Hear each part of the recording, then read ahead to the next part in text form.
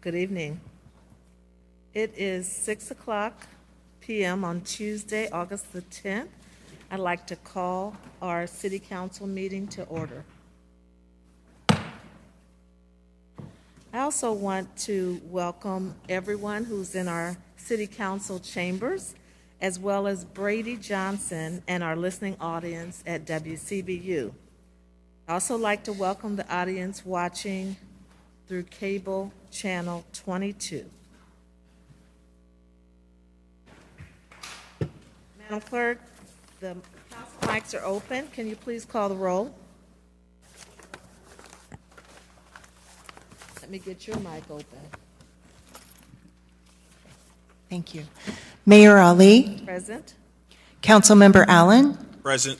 Councilmember Sear, Councilmember Graham, Councilmember Jackson, Councilmember Jensen, Councilmember Kelly, Councilmember Euler, Councilmember Riggenbach, and Councilmember Ruckriegel, Here. and Councilmember Velpula. Present. We have a quorum present, Madam Mayor. Thank you.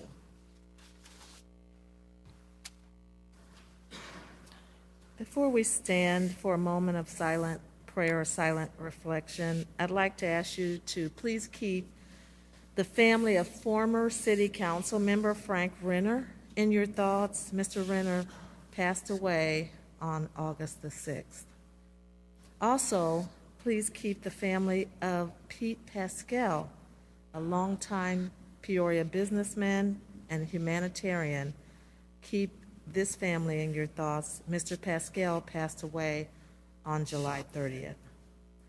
Please join me and stand, if you can, for a moment of silent prayer or silent reflection, followed by the Pledge of Allegiance.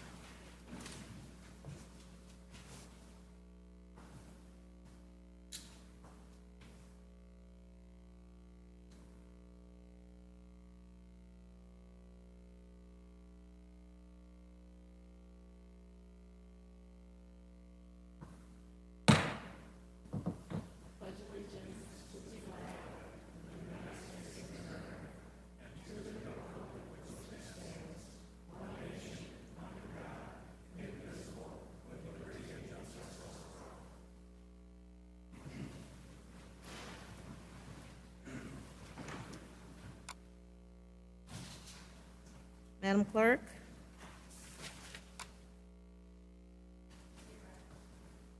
We are at proclamations.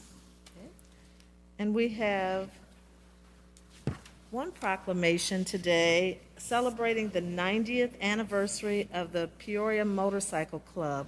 I'd like to ask the president of the club, Jake Walker, to come to the podium, as well as Wayne Weibler, who's been a member of the club since 1954 and number one in seniority of their membership.